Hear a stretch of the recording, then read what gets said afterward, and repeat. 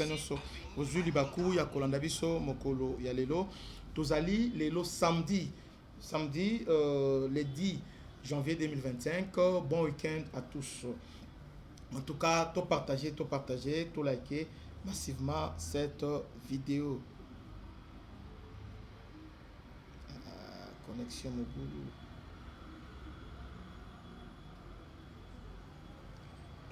On a un petit problème, il y a connexion technique. Est-ce que connexion on a des...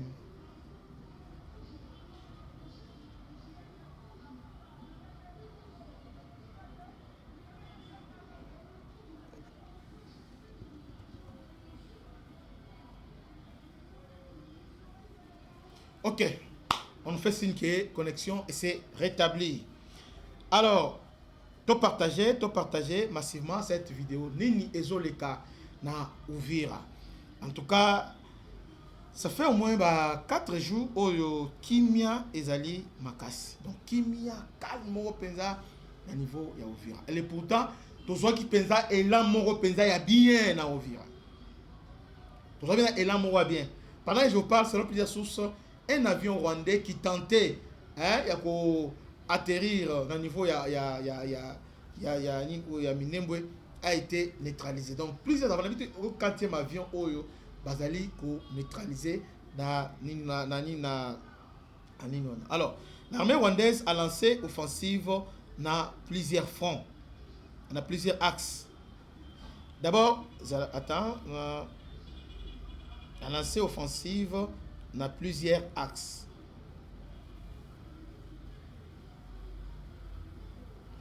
Plusieurs axes simultanés.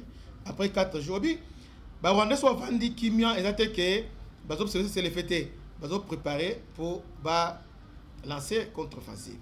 Bazo après avoir renforcé ses hommes sur plusieurs lignes de front telles que sur l'axe Uvira pour relancer les offensives sur l'axe Uvira Baraka, sur l'axe Walungu Kaziba vers Mwenga et sur l'axe Walikale.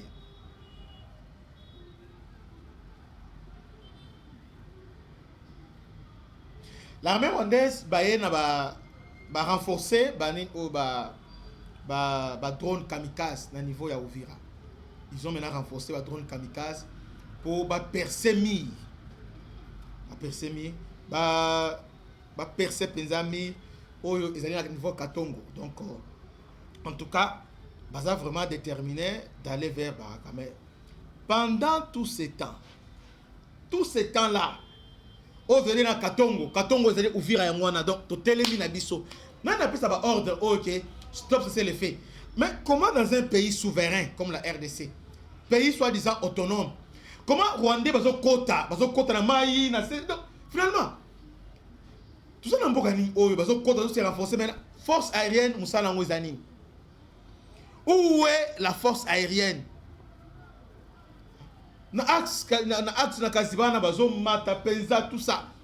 Alors maintenant botikeli bango temps ils étaient désorganisés tant to zwini oyo tozima kobola bazaki en débandade bo pesi bango temps ba se organiser ba vanda ba se renforcer ba ça ni le long tongo balancer offensive contre Katongo.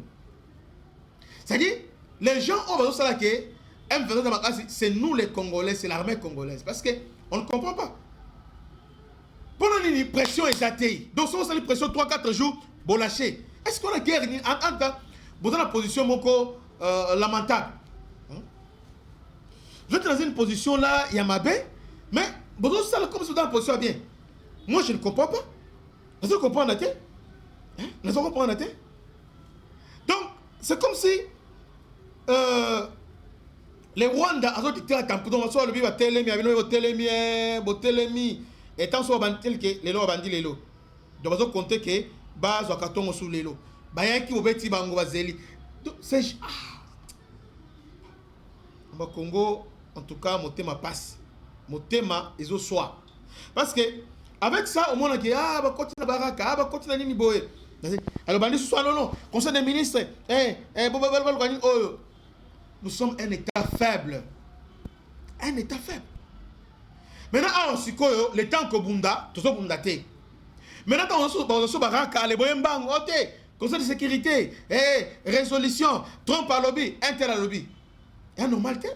Est-ce que Trump ne fait diriger beaucoup? Ouvrir le coin, ça fait combien de temps? Changement majeur de bon côté pour la coordination opération. De même personne, ma ministre Azali, même ministre, même tête, même donc, changement de mon côté.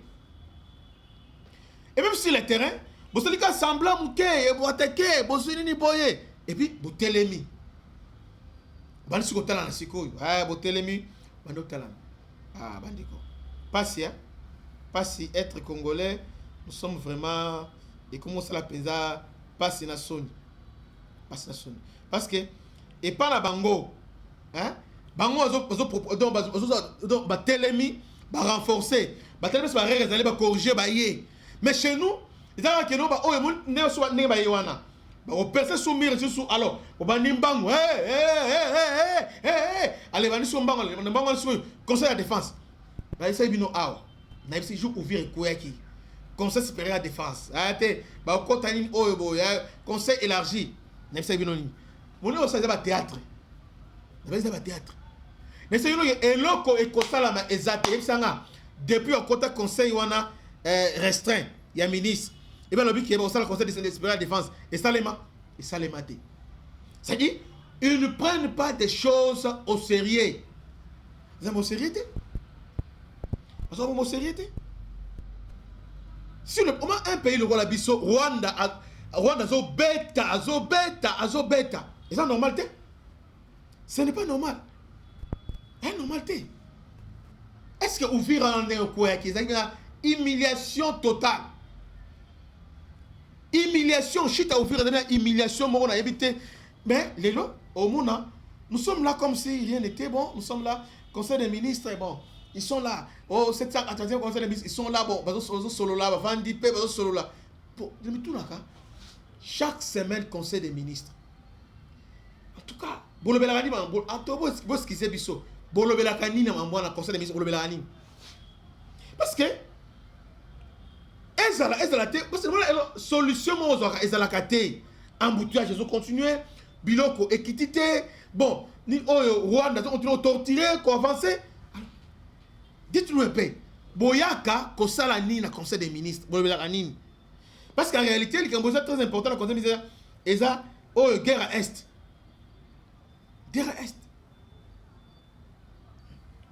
déjà Rwanda a déjà que ndenge zawana sono inozo kisangani na poussa na kapa mela kisangani sono na pemela kisangani bango banimba bati kisangani ouvrir yangwana nous sommes à Katongo ça seulement quelques kilomètres pas même moins de 5 kilomètres na centre ville mais ils sont là non bango bazana ba bibende bakimite bazali wana baleboboya bazawana mais biso ils sont à 30 kilomètres. Alors, on quitte Ouvira, on nous donne en débandade totale. Naba Wazalen, on en débandade. Ote, on a trahi, bateki plan, commandant secteur, tout ça. Nous sommes toujours dans cette histoire-là. Bateki plan, commandant secteur, bateki plan, commandant secteur. On en a marre de vous. C'est pas normal. Bolongi Tokufa. Bolongi Tokufa. Bolongi Tokufa, donc tout ça, toi, no Kufa, bien toi, no Bela, Bolongi Tokufa, bien né. Boyote.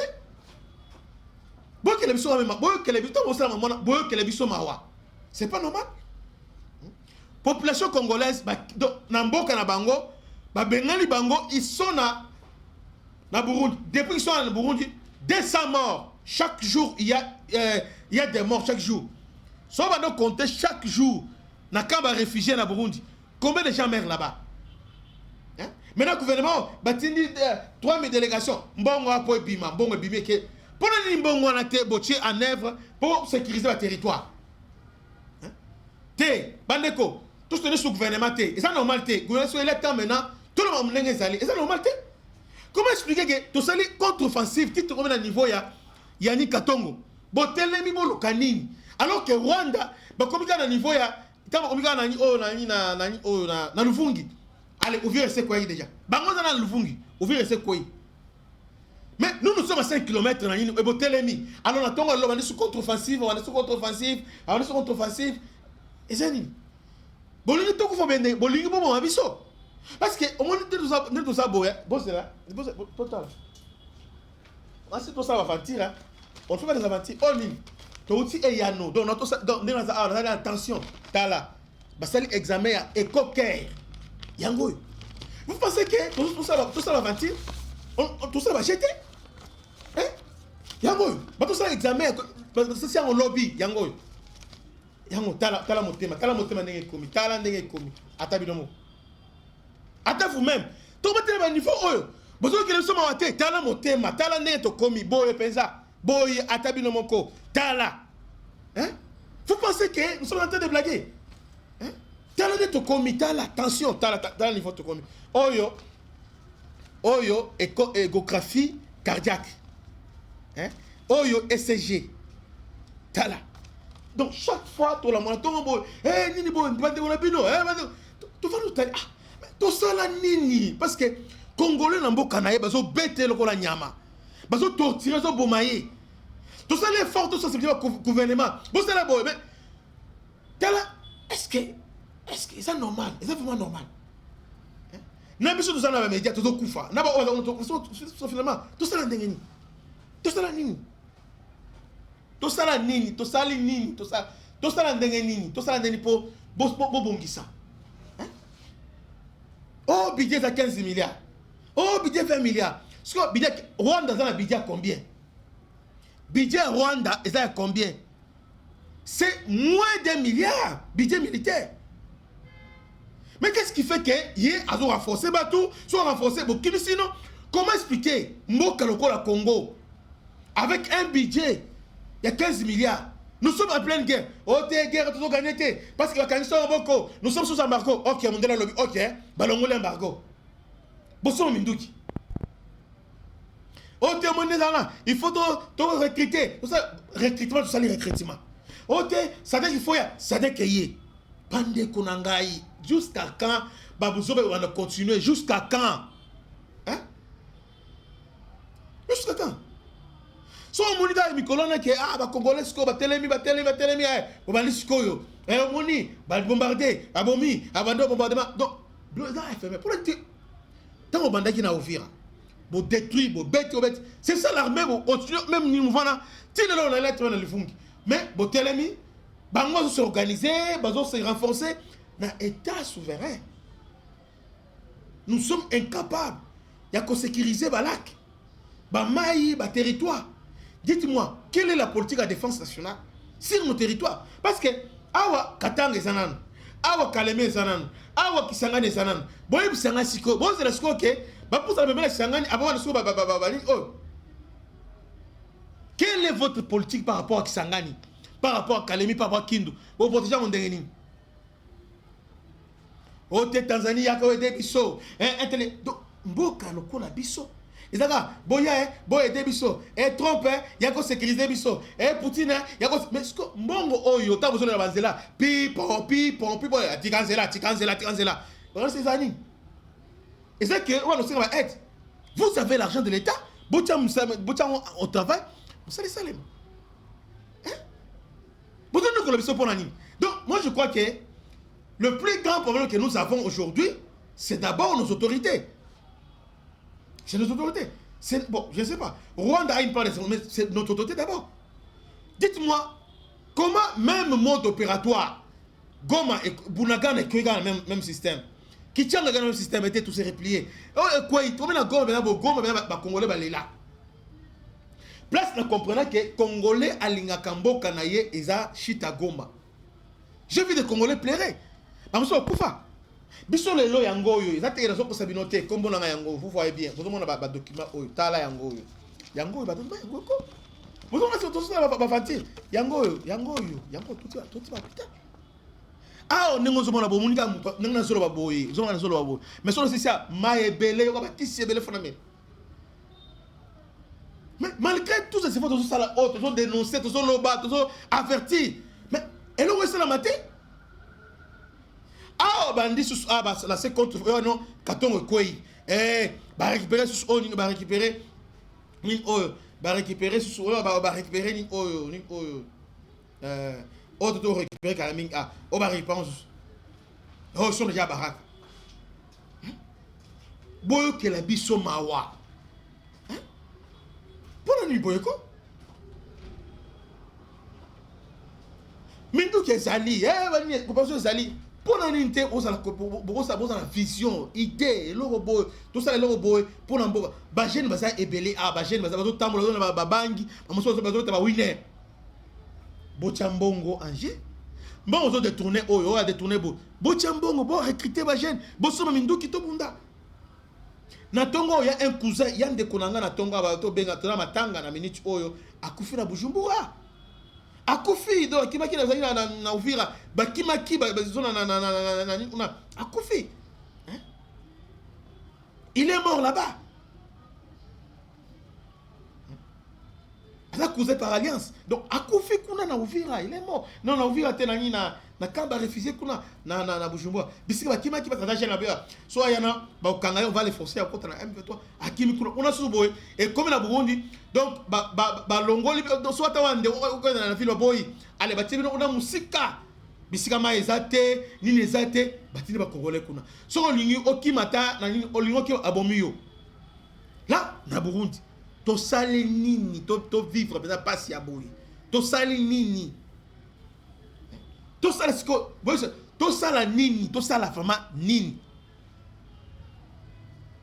to sala nini oh to sala oyo eza pour intérêt mbo to lobaka butu mo tile no yango to yo maladif na ba âge na biso oyo on n'a pas encore 50 ans mais to na niveau penza boy 50 ans on comme déjà ebembe boy 50 ans avant 50 ans on comme déjà boy nous sommes attention équité finalement te moni ba se retirer ba stali repli stratégique ba kozonga moni bozala kimia bon il va s'organiser maintenant les commandants suprêmes au courant et conseil niveau gouvernement le conseil supérieur de défense bokota et vous savez conseil des ministres pour un papa dans une maison bazo betabana bazo bomba bana nae bazo détruire bana nae bazo panzandako et solution moizate solution non chef de quartier un tel beau yo mon papa instinct de service zate mbongo à l'état ezali mkozamboka on vous soutient gratuitement tous ces peuples là je me rappelle à Uvira pendant la campagne électorale vous étiez à Uvira au comme na Uvira au lobby que votez-moi une fois pour voter nga je vais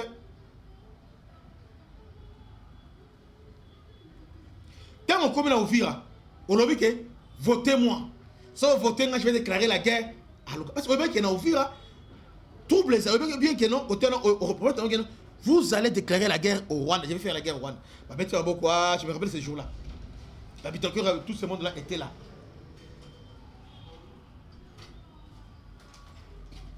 Bolimisa na mela nan mai parce que nini za bien faut na mela mai pandeko mela mai motema passe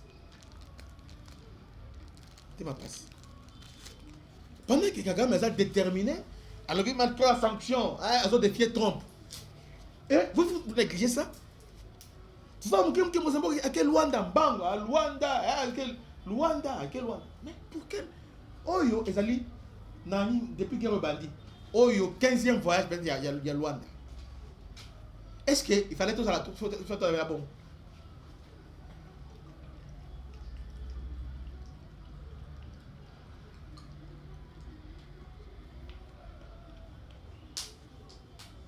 et comment ça va passer tout soutenir Mamozo Sala oui mais tout le monde a quand même qui basé ba précaution bon like bandiko bon like tout le monde a même la précaution quand même bandiko ba territoire autre parce que na minute oyo nous sommes incapables de défendre ba territoire non seulement au défendre mais ce qu'on récupère autre bazo ya bazo botola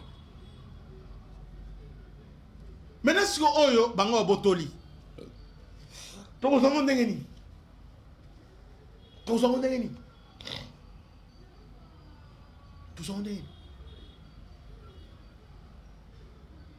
Uvira peut mener à Burundi, Uvira dans Uvira Yangwana, Uvira enclavé. Ils sont là. Ba kimité bazana bazobunda. Et les loba lancé contre-offensive nani. Contre vena Katongo. Ils sont pas ça. Et bon non, Katongo est quoi moni est quoi population maintenant. So gars est quoi population va ne sumbango. Bozo ki la bana batuma wate donc mutuno non. Ceux qui sont quoi et les populations vont aller sur Mbango. Ah, maï, on s'en boit, maï, parce que quand ils viennent, ils ont autorisé la population. Et ministre, ils ont le courage. Chaque fois que vous avez la communication au gouvernement, est-ce que vous s'entendez? Les Rwanda, et puis ministre de la communication, les Rwanda avec son fils. Rwanda, la superpuissance, hein? Tout ça, la comparaison entre entrée Mbongo et RDC budget na Rwanda. Non. Nous sommes désorganisés. Ces gens-là ont un plan. Leur plan, Bisso réaction, Bisso dans 20 ans de retard na Bango. Ils avaient un plan, conçu leur plan. Nous sommes en train de réagir et de subir. On n'anticipe pas. Vous anticipez? Ngane naza awa bandeko nanga eloko ye ko esanga sutoma na niveau oyo ya maladie bozani shit ya Uvira parce que ngai pena ndima atana ndoto na ndima te Uvira iko koya na ndima kate na ndima parce que on a tant comme quoi président de la République a lobby que il va lancer les offensives foudroyantes a nommé na oyo somo oyo on sala ba inauguration somo général somo. Oh, on va faire la fête on a un niveau bien pour relancer offensive. Mais non seulement va relancer offensive, tu vas récupérer Goma. Donc là maintenant, on est en train maintenant, nous sommes maintenant en position pour terrain Tengama. Donc une année après, Chita Goma. Une année après Bandeko, une année après, tout ça menacé, nous sommes toujours menacés. Donc quand est-ce que Rwanda sera menacé? Quand est-ce que Rwanda M23 a menacé quand? Une année. Mais une année on a Tomi Tuna. Combien au bien que l'État pour la défense? Et ils ont les capitaux inaperçus. Des milliards, hein? C'est pas moins de 5 milliards pour la défense. Mais pour quel objectif? Et ça les mine. Et ça la mine. En tout cas, bandeko, naleli penza naleli vraiment, naleli, boete, naleli. Ça va tout le monde là, parce que tout le monde qui bandeko, ne va pas souffrir kuna, et ça normal te?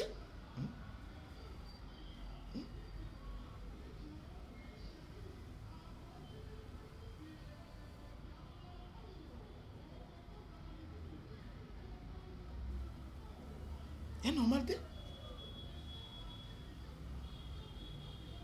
Jour ouvrir quoi on a fait on a dit toujours liaté. Donc mon thème est bimi, mon thème aussi c'est mon thème est bimi te kai bazongi si ango mais ezo bima ezo kin. Mais kuna ezaka ni vendre conseil spécial de conseil des ministres. Lobby sur le conseil des ministres, lobby sur le conseil des ministres. Parce que na mitunaka na conseil des ministres solo la gani parce que oui, chaque conseil des ministres, on a pas prime. Maintenant, je me demande pour quel résultat. Parce que, et là, moi, je marche dans beaucoup de pour quel résultat vous avez le conseil des ministres. Que Dieu vous bénisse, c'était votre humble serviteur, Bishop Christian. Là, vous comprenez mon émotion. En tout cas, ça ne va pas. Ça ne va pas. Tout ça, parce que tant que vous avez avion, au Sengeli, et ça la penza, Moussala. Mais ça là, et Mati Lelo, l'objet Kitty, Mati, on est Mati bombardé, ah bon c'est peli, bombardé après des jours. Comment expliquer Bandeko? Et là on a Sukiwana. Et là on est allé passe dans mon thème. Comme quoi, Bukavu quoi, Banyangezi, Bani Bamboke Bele quoi, Band Bele quoi. Mais même tête, même personne wana, Basaka wana. Et puis, c'est qui est à chaque fois, bon, ils ont quoi, ils généraux. Ah, va la prison. Bah, comment combien la prison? Il y a des gens, il faut les tuer. T'as pas vomi. Tant que vous avez oh, ils sont incompétents. Au moment donné,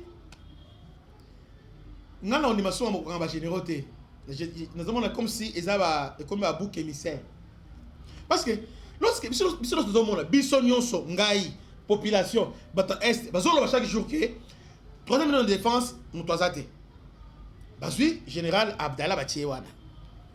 Donc, chaque jour. Bon, vous avez quoi,